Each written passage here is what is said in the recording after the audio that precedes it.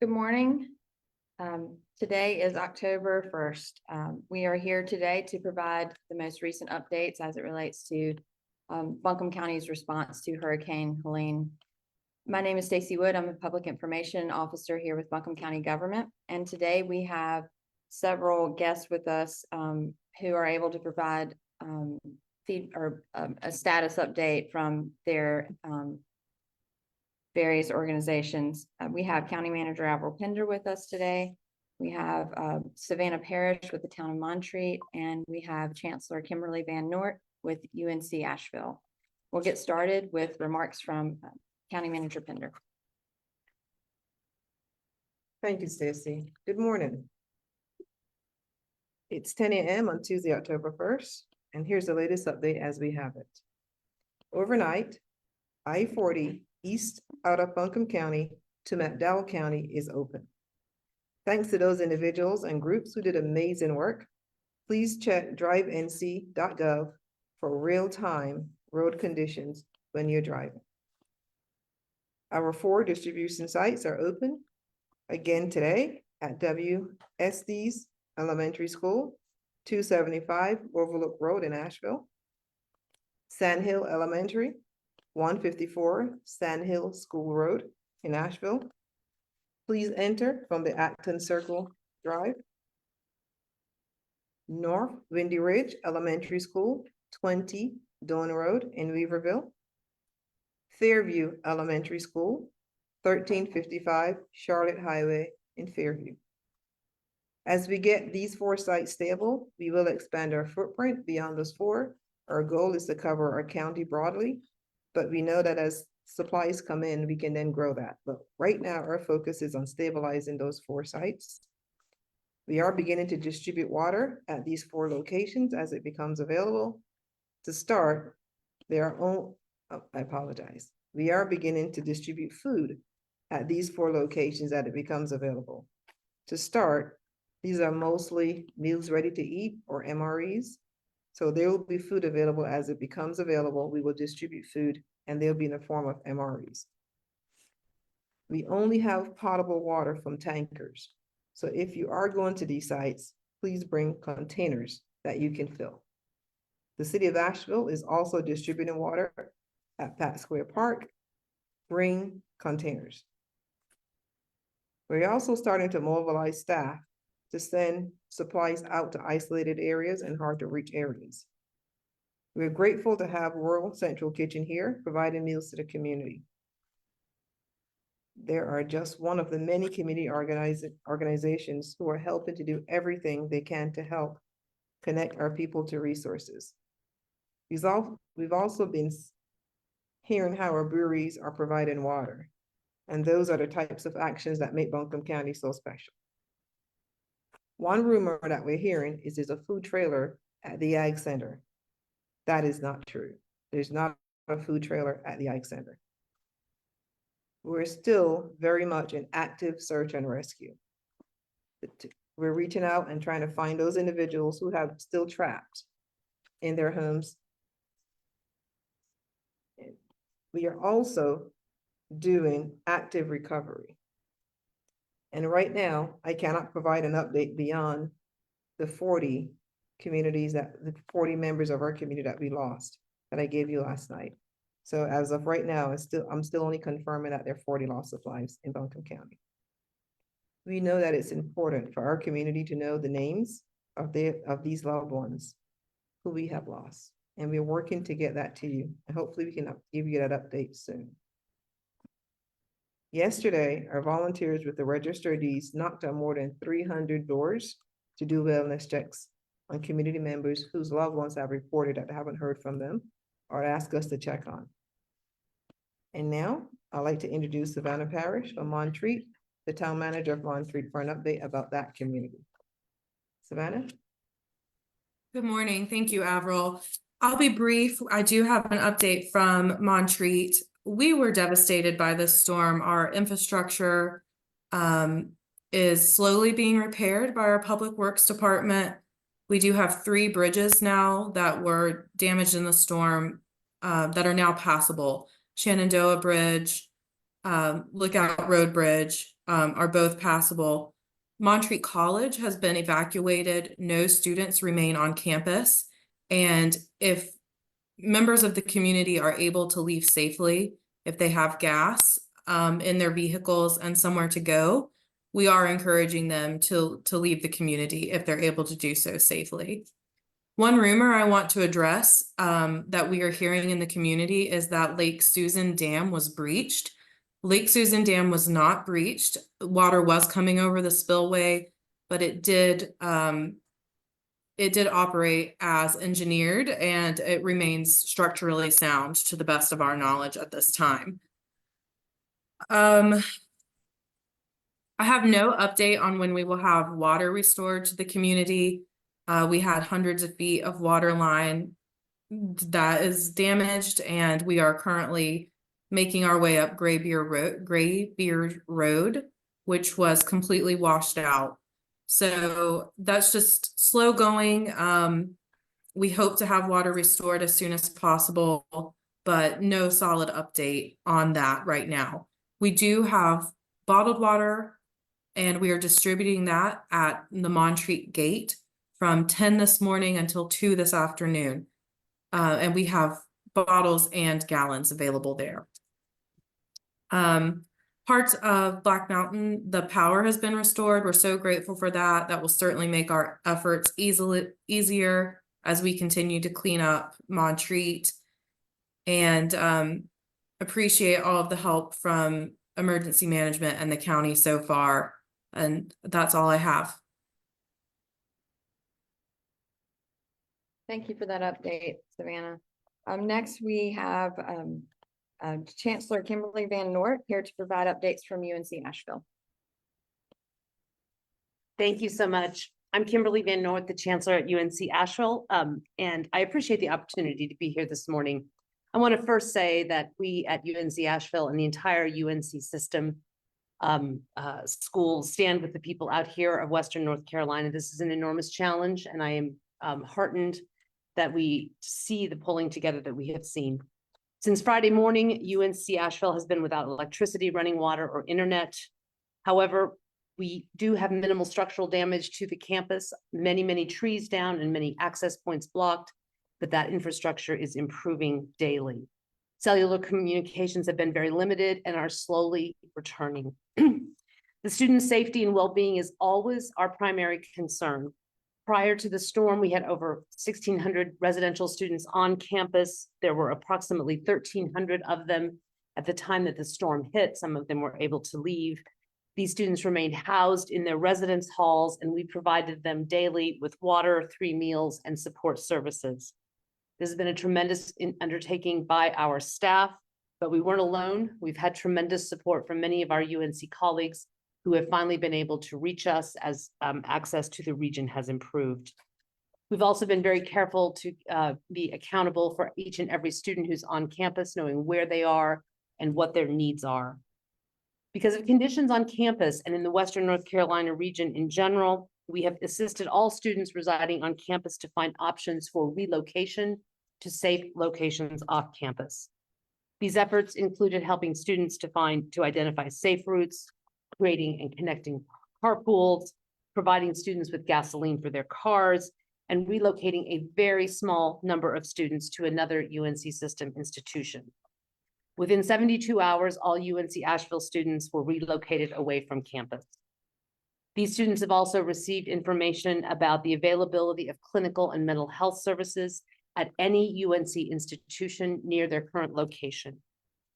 We really want to thank very much the UNC system, the system office, and our sister institutions who have provided many services: North Carolina A&T State University, Winston-Salem, North Carolina Central, NC State, UNC Charlotte, UNC Wilmington. The list goes on and on. Our status is currently status of closed, and we have suspended all traditional university operations. We are prioritizing campus services for essential university personnel, for damage assistance and recovery, and also support for first responders and state and federal officials. Non-mandatory employees are asked not to report to the campus at this time, and more information will be forthcoming. We have sent all of our employees information about support resources and ways that we can be of help. However, please understand that closed means closed. We still have unsafe conditions on campus and a need to dedicate all of our resources to our recovery efforts. UNC Asheville's academic operations will be closed for the immediate future, but we are not done for the semester.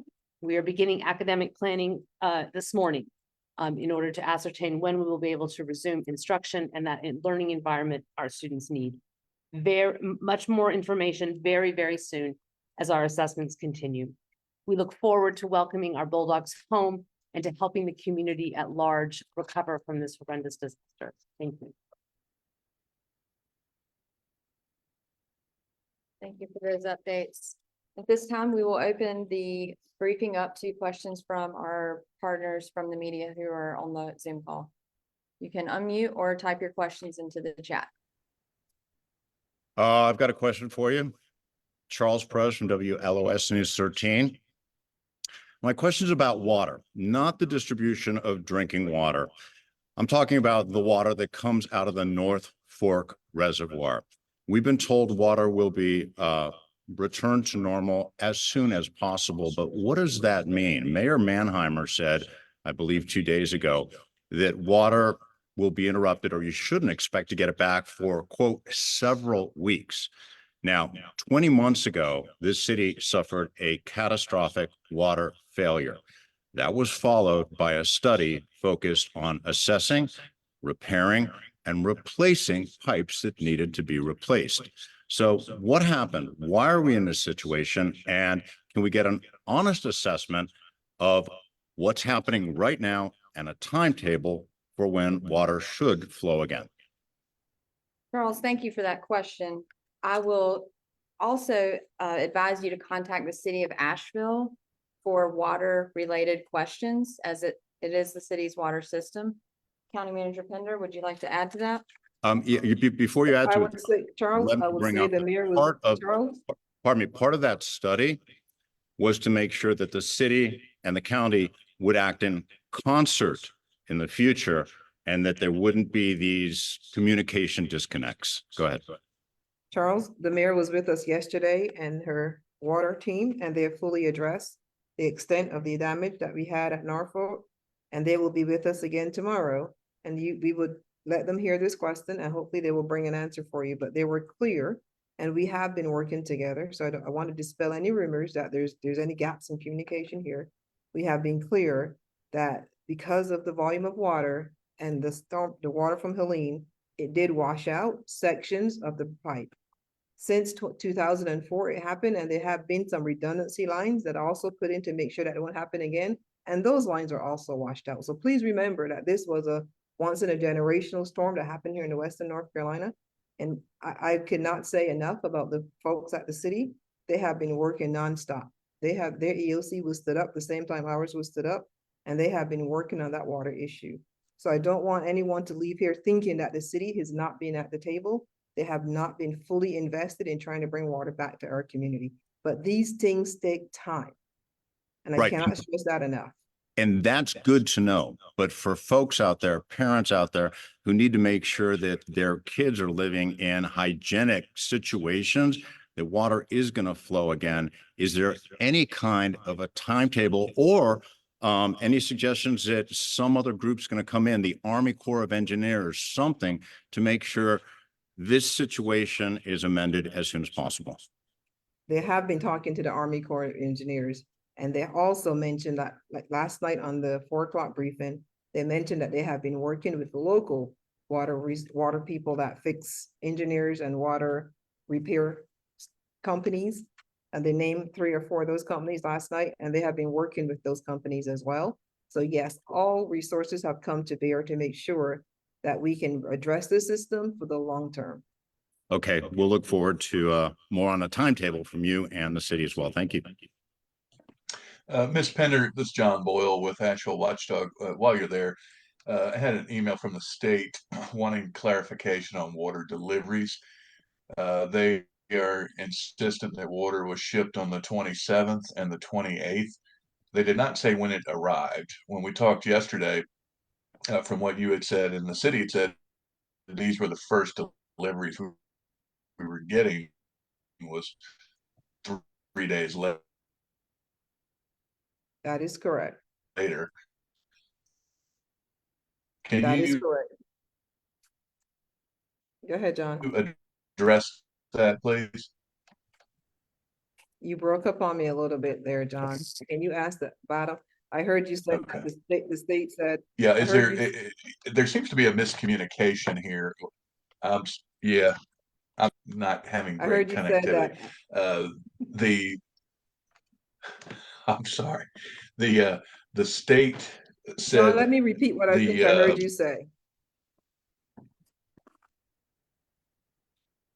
I'll repeat what I think I heard you said, John, and then if I got it wrong.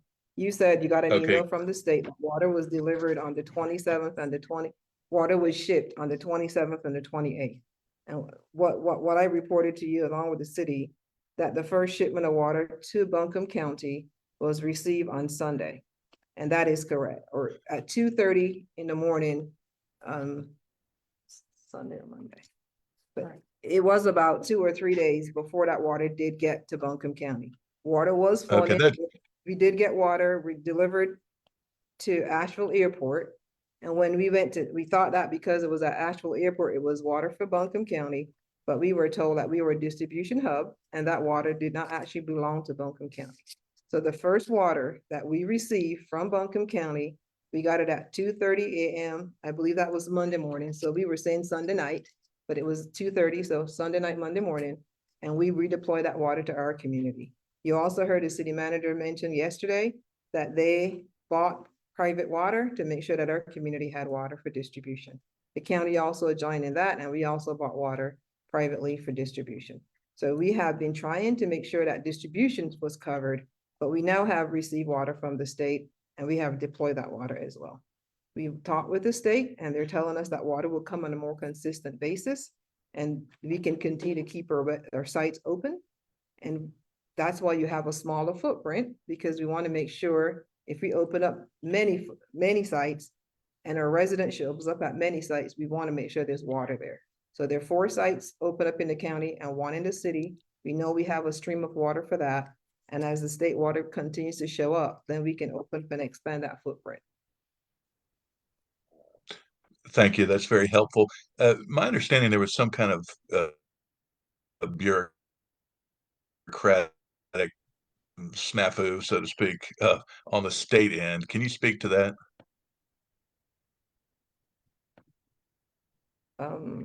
Bureaucratic snafu. On the state end. John, we're having a really hard time hearing your questions. Okay, let me put it in the chat. Please just type them in the chat, John. We'll move on to the next question. Hello, this is Hi, Andy this is Rose Laura. with CNN. And I was wanting to know a little bit more about the current situation with the unaccounted for residents. The last we'd heard the number could be as high as 600 unaccounted for. Is that an accurate estimate of where things stand now?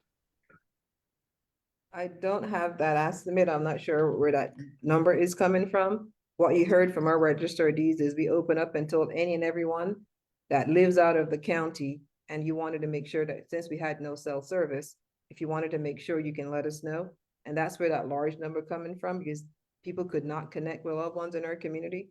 We have taken that list and we have prioritized, we got that list, and we told you last time it was about 150 people that had high needs, and we were going to check on those. We checked on those and we went and we even checked on more than that. We've been going door to door, making sure that we can put eyes on people and see if they're safe. And that's what we've been doing. So I couldn't tell you what the number is that is unaccounted for, but we've just told anyone that it lives outside of Buncombe County, send us a name, a phone number, email, or an address, and we would go check on those people. And so far we've been doing that, but I don't have a number to tell you how much is unaccounted for. Have you been able to see all the people that you've gone out to do well checks on? Is there anyone who you weren't able to find? Not at this point. We were able to put eyes or knock on doors and people responded and answers so far as we've gone out. Thank you. And one more quick question. When you speak of doing active recovery, does that mean that you have locations where you know there are deceased victims, but you have not been able to reach the remains yet? No, what that means is we know there are places that are still hard to access. There's still trees down our lines, power lines down our water is still moving rather rapidly. So we've been strategic in trying to get out to those neighbors now. We have helicopter support, and we've been trying to fly into areas that we cannot go by foot or by boat or by car. So that's what that means, that we're still in active recovery because we're now getting to places that we haven't gotten to before. Hi, it's Laura Lee at Blue Ridge Public Radio. I wanted to drop back into get some clarification on the food distribution. So you said there will be MREs at all 4 of the county sites starting today? Yes, ma'am. And what is the allocation? Is it the same as the water on a per person basis for the household? Yes, ma'am. And one other question that we had was about medication. Where can people who need to access medications or need to access ICE for medication locate those things? We have been working with different pharmacies in town to see what their supplies look like, but we don't have an answer or how they can access medication. As far as ICE, we do have a supplier that is bringing ICE to the community. They're coming from the East Coast of North Carolina. We have lots of volunteers that are coming, but he told us that he can get some ICE to us. So that will be the first supply of ICE that we'll be receiving coming into Western North Carolina.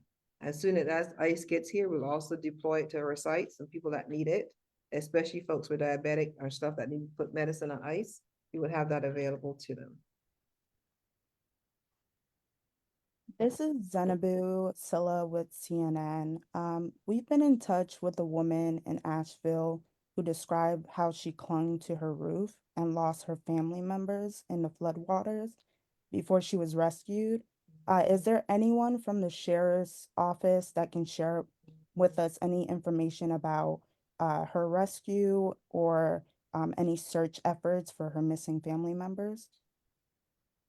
We would ask the sheriff if he can join us this afternoon. He and his team has been out in our community this morning, so we would see if he can be available this afternoon to answer some of those questions. And I guess what time or where should we possibly expect the sheriff's office to join you guys? Our cadence has been 10 a.m. and 4 p.m. So if the sheriff or anyone on his team is available, it'll be at the 4 p.m. briefing. Thank you. Any other questions? It's Laura Lee again at BPR. I understand there's no specific timetable for restoration of water, but we have some questions about the implications of that for schools and for restaurants. Is it possible that without full restoration of water, schools would be able to go back with, supplemented water, and the same question for restaurants? We would have the school systems, we'll ask that question and see if they're available as well to join us. When they were here last, they mentioned that they were closed. They didn't have a plan yet for when they can reopen, but we'll ask that specific question about supplemental water. Okay, great. And in terms of yesterday, I believe you said there was a mobile distribution opportunity for people who are not able to get to the 4 sites of the city site. Can you give us an update on where that stands? We were actually starting to plan on that yesterday. And once we get our 4 sites, I know that our community paramedics have been going out and delivering water. I would get an update and see how far they've received and if we've gotten any more responses. We are setting up a water between Swannanoa and Black Mountain that will be supported because I know that river is cut off on the other side of Swannanoa. That will be one of the other sites that we're working on. But I will get you more details on how far our team has gotten into our community. And if there are people who need that mobile distribution, how do they access that? Without cell phone coverage, that's been really hard. So we've been actually going out to them to see if we can find any pockets in our community that we can help assist with water. As I mentioned, we have some air support. So if we can't get to you via the roadway, we're having some air support where we can bring water in or bring some food into those communities. So I guess short answer to that question is we've been going out actively looking for these people because I know they don't have cell service to call in or get a message to us. If Hi, they this do is- have cell services, Pardon? where are they to call? If they do have cell service, how are they to, is there, you know, a place to request? I have Got it. cell service, but I'm not able to get water. Got it. That number that they can call is 828-250-6650. You have a new number? 211. No. Nine. Or they can also- Yeah, 911 for emergency if it's. Okay. I guess my team is in the room telling you if there's an emergency, they can call 911. That is always the first response, but we also have the other number to 250-6650. Let me get back to you. There are people in the room shaking their head at me. Maybe that phone has been, Oh, yeah. Oh, sorry. is that phone number not good? I want to make sure we're putting out the best information. That phone line is overwhelmed right now, so if it's an emergency situation, please call 911. We are trying to staff that phone line and take as many calls as possible, but if it's an emergency, please call 911. Thank you. I'll put this out there too. We've been reaching out to staff and trying to get staff in that can help offload the staff that has been working, that has stayed here since Wednesday. We are trying to get more staff in. So if they're telling me that that phone number now has been overwhelmed. So admin support is huge and we're trying to get staff in that can help support those numbers. We fully staff on 911 and we have the technology now that 911 can actually be answered in other counties. So that service is being up and very, very stable at this point in time.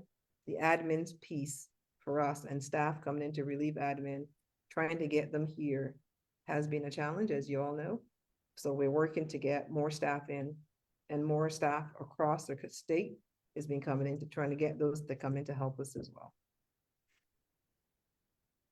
And thank you for that. One last question. Are there any coordinated efforts in terms of getting people gas in their vehicles? Do you have suggestions about what people should or should not do in respect to that?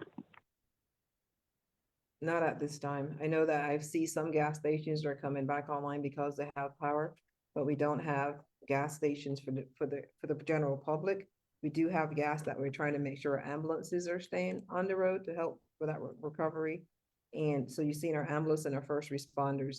We do have gas tanks or trucks that we have as a part of our response, our protocol as we have. And so we've been using those gas tanks to keep our first responders full, but we don't have a way for the general public to get gas. Not without the infrastructure of our gas stations.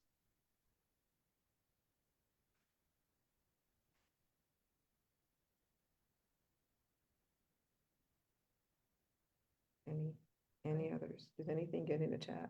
Are there any questions in the chat?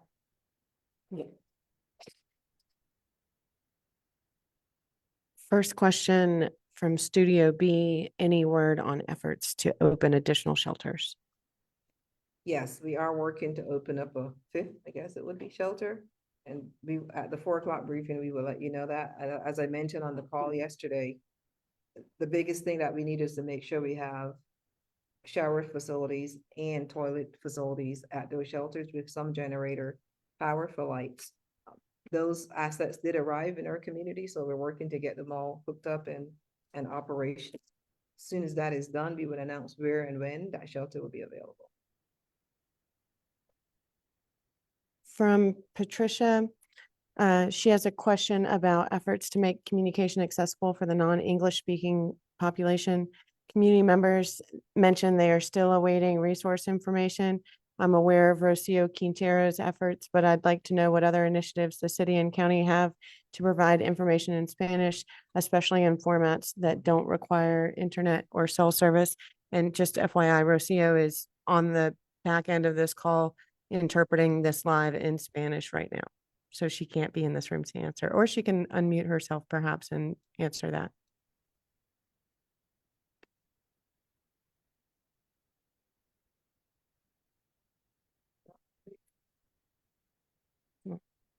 So this is Lillian Govis answering that.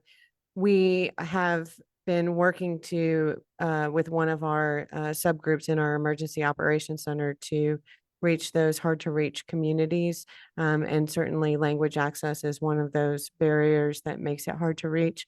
Rocio and a team of individuals have been going out for the storm and distributing information about what was coming and how to prepare.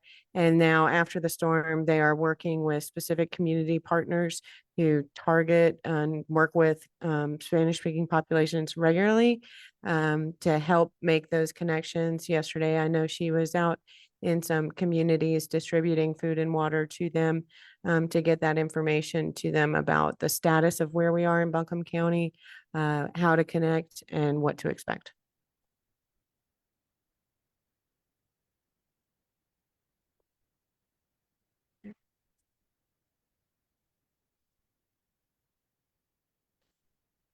There's a question from Evan with Citizen Times. Some residents have expressed that they didn't receive evacuation notices in time.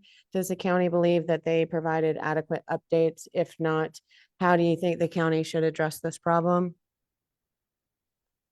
This is Lillian Govis again, Director of Communications and Public Engagement. Leading up to this storm's arrival, we were sharing information about ways to prepare. And in fact, we, ahead of the storm's arrival, declared the state of emergency, the local state of emergency in Buncombe County, which would offer us greater access to resources on the storm's arrival. And we're calling, we had a press conference the day before, asking for self-evacuations at that time, particularly around those low-lying communities. We utilized all of our communication tactics from text messaging to traditional media to social media, and then layered on our iPause messaging. And our iPause messaging was for those mandatory evacuations that occurred. And so those are good because they reach everyone regardless of whether you've subscribed to our regular updates. And then we were also partnering with community partners who have, and faith leaders who have that direct contact with individual communities and that trust to try to help get that information to people ahead of the storm before it hit. Of course, once it hit and communication towers were knocked out, that became additionally difficult, and a place where we really have leaned on our community partners, especially our radio partners, to help get information to people who didn't have service to phone or TV or internet.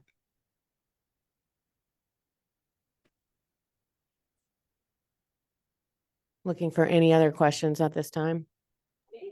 I have a quick follow-up on my earlier question about the missing and the 600 figure. I wanted to go back and check my my notes to make sure I hadn't misunderstood something, but the 600 figure came from the Sunday afternoon briefing, and at the time Ms. Pender said that it went from 1,000 to under 600. So I'm just trying to see, now that a day and a half has passed since then, if we have a more specific number at this point.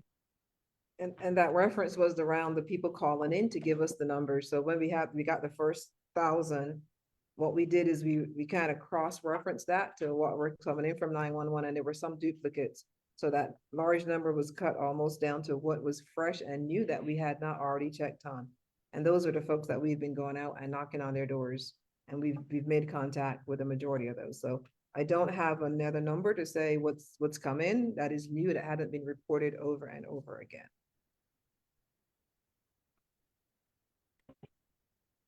It's Laura again at BPR. I have one more question. Yesterday we had some people contact us and say that at least one of the sites they had run out of water, and then you also there's more coming. So I'm just wondering, should we instruct people that if they're in line and the water is running out, to stay there until another batch arrives that day, or once it runs out, that's it for the day? Until it replenished for that day. As we mentioned yesterday, we did put out a call for some box trucks. We got some folks, so we have more box trucks that can get that water from our deployment site to the actual distribution sites. So they can stay in line unless it's dark at night and we can't see anymore. But we have been replenishing those sites throughout the day. Great, thank you. We got a request from Studio B. When will we hear from public health officials about health concerns linked to the ongoing water shortage, storm debris, and environmental health concerns? They are keyed up for this afternoon at 4 o'clock.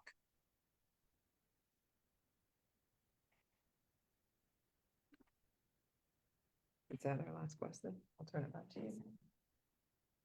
Hearing no more questions, we'll go ahead and wrap this briefing up for now, and we'll be back at 4 p.m. Thanks to everyone on the call today, and thanks for your partnership out in the media community. You are a lifeline to our community, and we really, truly appreciate your partnership. Thank you.